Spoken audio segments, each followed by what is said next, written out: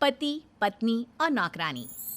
शीतल और अभिमन्यु की शादी को 5 साल हो चुके थे, लेकिन अभी तक उनका कोई बच्चा नहीं हुआ था।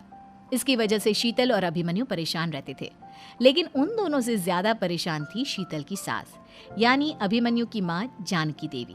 जानकी देवी चाहती थी कि जल्दी से जल्दी उनकी गोद में पोता या पोती आ जाए, और इसीलिए वो अपनी बहू शीतल को लेकर एक दिन हॉस्पिटल पहुंची। डॉक्टर मैडम, जरा ठीक से चेक करके बताइए ना। कई बड़े बड़े डॉक्टर को दिखाया है, लेकिन मेरी बहू माँ ही नहीं बन पाती। मैंने शीतल को बहुत अच्छे से चेकअप किया है। देखिए, बात यह है कि शीतल के अंदर माँ बनने की कैपेसिटी नहीं है। ये आप क्या कह रही हैं डॉक्टर साहब? कोई तो इलाज होगा ना, कोई दवाई दे दीजिए। देखिए, कुछ प्रॉब्लम ऐसी होती है जिनका कोई ट्रीटमेंट नहीं होता। आई एम सॉरी टू से, लेकिन शीतल कभी माँ नहीं बन सकती, क्योंकि उसके यूट्रस में अंदर से ही कुछ प्रॉब्लम है। घर आने के बाद क्या हुआ माँ? कहाँ लेकर गई थी आप शीतल को? अरे कहाँ लेकर जाती, डॉक्टर मैडम के पास ले गई थी, लेकिन तेरी बीवी तो कभी माँ बन ही नहीं सकती। मम्मी जी, इसमें मेरी क्या गलती? अगर अंदर से कोई प्रॉब्लम है तो उसमें मैं भी कुछ नहीं कर सकती। जानती हूँ, ये बात डॉक्टर के मुंह से सुन चुकी हूँ। अब दोबारा मेरे सामने इस बात का गाना मत गा। अरे माँ, परेशान होने की जरूरत नहीं है, हम सोचते हैं ना कुछ। अरे क्या सोचेगा तू? जब डॉक्टर कह चुका है कि तेरी बीवी माँ नहीं बन सकती, तो बता क्या सोचेगा तू? कहाँ से लाएगा बच्चा? माँ, ये तो मैं भी नहीं जानता। अभिमन्यु, क्यों ना हम अनाथ आश्रम से एक बच्चा गोद ले आए? क्या फर्क पड़ता है बच्चा हमारा हो या गोद लिया हुआ? आई बड़ी बातें बनाने वाली। क्या फर्क पड़ता है?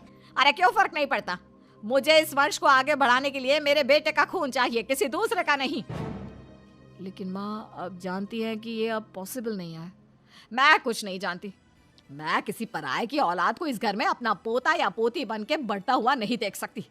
मेरा वंश मेरे बेटे के खून से ही आगे बढ़ेगा। लेकिन मम्मी जी, ऐसा कैसे हो पाएगा?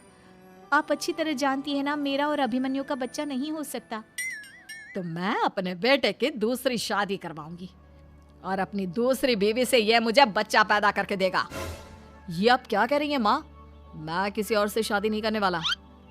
मेरे रहते हुए आप अभिमन्यु की शादी किसी और से करवाएंगी? मम्मी जी, आप ऐसा कैसे कर सकती हैं? तू बस देखती जा बहू, मैं ऐसा कैसे कर सकती हूँ। कुछ दिनों के बाद, अभिमन्यु, मैंने तेरे लिए लड़की ढूंढ ली है। माँ, मैं आपको कितनी बार समझाऊं, मुझे किसी से शादी नहीं करनी है। पहले मेरी बात सुन। ये जो चमेली है ना, हमारे घर में काम करने आती है, वो तुझसे शादी करने के लिए तैयार है। मम्मी जी, आप अभिमन्यु की शादी एक नौकरानी के साथ करवाएंगी?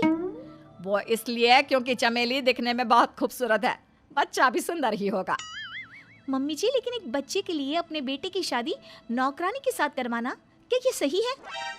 अगर अभिमन्यु ने शादी नहीं की ना, तो मैं अपनी जान दे दूंगी। अब देख लो, अगर तुम्हें अपनी माँ की जान प्यारी है तो तुम्हें इस नौकरानी के साथ शादी करनी ही होगी। इस तरह जानकी देवी अपने बेटे अभिमन्यु की शादी नौकरानी चमेली के साथ करवा देती है। कुछ दिनों के बाद, नौकरानी से मालकिन बन के तो मजा आ गया। अब तो मैं इस घर की मालकिन हूँ। देखो, अपने आप को ज्यादा मालकिन समझने की कोशिश मत करो। एक बार तुम्हारा और अभिमन्यु का बच्चा इस दुनिया में आ जाए, उसके बाद तुम इस घर से हमेशा के लिए चली जाना।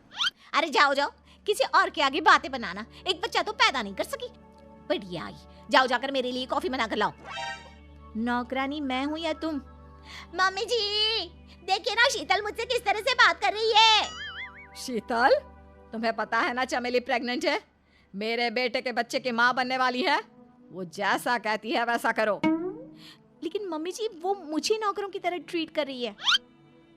अरे तो करेगी ना, वैसे भी बहू तुम हो किस काम की? एक बच्चा तो पैदा नहीं कर सकती। जाओ अब घर के सारे काम करो और चमेली को आराम करने दो। थैंक यू मम्मी जी, भगवान आपका भला करे। आप नहीं होती तो मैं नौकरानी से महारानी कैसे बनती?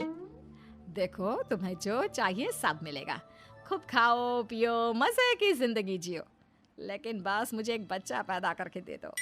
कुछ दिनों के बाद, मम्मी, बच्चे के लिए आपने मेरी शादी चमेली के साथ करवा तो दी, लेकिन दिन और रात का चैन मिट गया है। सारा दिन शीतल और चमेली की बहस चलती रहती है। अब शीतल को इस घर में रखने से क्या होगा? मैं तो कहती हूँ उसे घर से निकाल दो, है भी किस काम की। मैं ऐसा नहीं कर सकता माँ, वो मेरी पत्नी है, उससे बहुत प्यार करता हूँ मैं। तुम्हारी पत्नी चमेली है, चमेली, उससे प्यार करो। अरे तुम्हारे बच्चे को जन्म देने वाली है वो। अभिमन्यु, मैं खुद ही इस घर से चली जाती हूँ।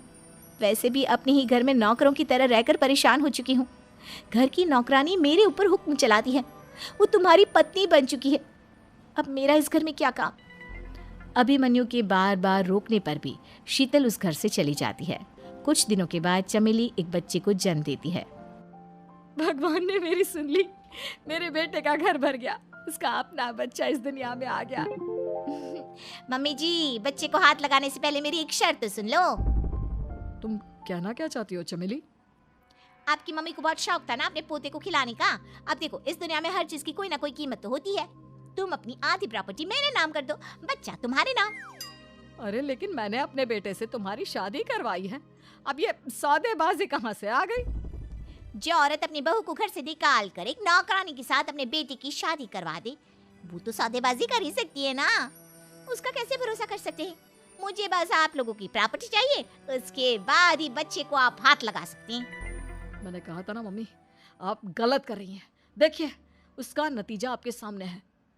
जब शीतल को पता चलता है कि अभिमन्यु और चमेली का बच्चा दुनिया में आ गया है तो वो अपने घर पहुंचती है। अभिमन्यु, कहाँ है आपका बच्चा? क्या मैं उसे देख सकती हूँ? कुछ भी मत पूछो शीतल, माँ की हुई एक गलती हम लोगों पर भारी पड़ रही है।